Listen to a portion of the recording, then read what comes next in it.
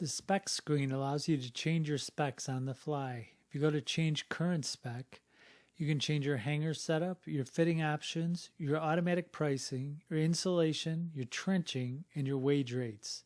If we go to hanger setup, we can see that we can turn hangers on or risers on or both of them off. We also have toggles in the Takeoff for hangers and risers. You can oversize hangers for insulation. You can oversize risers for insulation.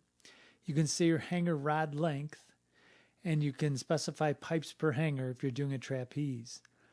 The hanger breakpoint tables are for setting the hanger spacing and the riser spacing, as well as the rod diameter for every pipe material in the program. The fitting options allow you to set up connections to be generated with the pipe and fittings, couplings. In this case, for black malleable threaded, we need pipe only over standard length. Pipe all joints would be like grooved, where you need a coupling for every joint. Fittings would be like for grooved as well, where you need a coupling for each fitting. And valves. You can also generate flanges. 2 flanges per pipe, 2 flanges per valve, or 2 flanges per specialty valve.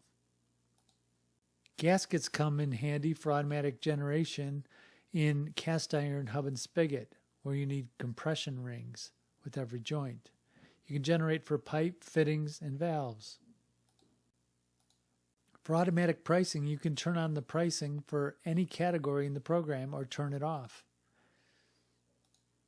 Insulation allows you to specify how many feet of insulation to generate for each size range of each type of fitting.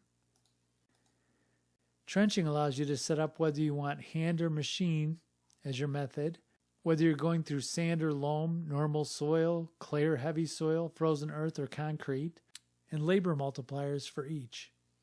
You can set the width of your trench and the depth of your trench. You can automatically generate trenching or not, and you can print out all your trenching specs. Wage rates just allows you to set up a wage rate for your crew. So all these specs are changeable on the fly.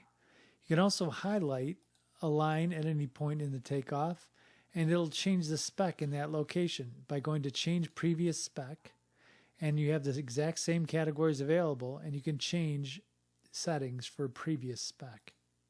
You can also load a default spec by going to load default spec and specifying which spec you want, clicking OK, and it'll load it as the new current default spec. Using Load Default Spec Global allows you to make a default spec the spec for the entire system.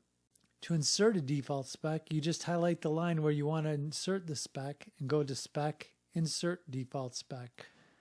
Whatever spec you insert will start just below where you highlighted. You can also load a previous spec by finding a point in your Takeoff and going to Specs, Load Previous Spec.